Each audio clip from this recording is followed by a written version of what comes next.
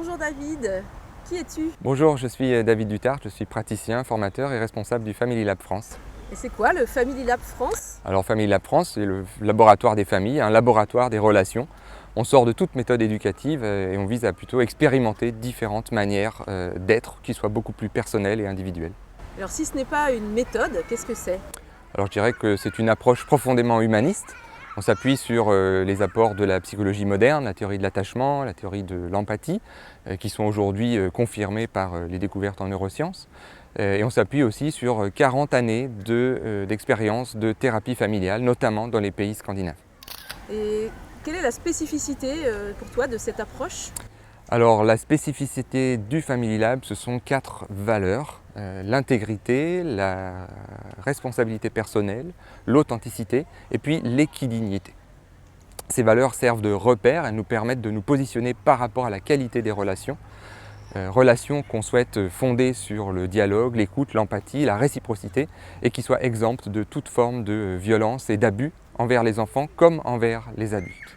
Alors justement, en France, les violences éducatives ordinaires sont maintenant interdites. On parle beaucoup de parentalité positive. En quoi Family Lab se différencie de ce mouvement? Pour moi, le mouvement de la parentalité positive est très intéressant. Il vise à faire sortir d'une forme d'autorité autoritaire pour aller vers des relations, je dirais, plus égalitaires entre les adultes et les enfants. Au Family Lab, ce n'est pas exactement ce qu'on souhaite. On met au cœur de notre travail les relations plutôt que l'enfant. C'est-à-dire que oui, il s'agit de prendre en compte les besoins de l'enfant, mais avec autant de valeur et autant de dignité que les besoins des adultes. Donc les besoins des enfants comme ceux des adultes sont importants.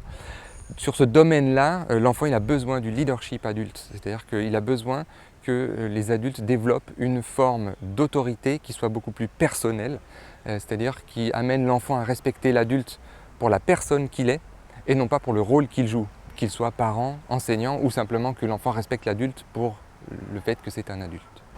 Et c'est quoi votre ambition? Alors notre ambition, elle est grande. Il s'agit d'améliorer le bien-être et la santé mentale des enfants et des adultes. J'insiste encore une fois sur le « et les adultes » parce que c'est ce qui est au cœur de notre travail. Et puis concrètement, il s'agit de développer un réseau de professionnels de l'accompagnement qui soit apte à travailler auprès des parents mais aussi auprès des professionnels pour inspirer un changement de regard sur les relations entre adultes et enfants et sur les relations humaines de manière plus générale. Un véritable changement de paradigme. Alors qu'est-ce que vous proposez?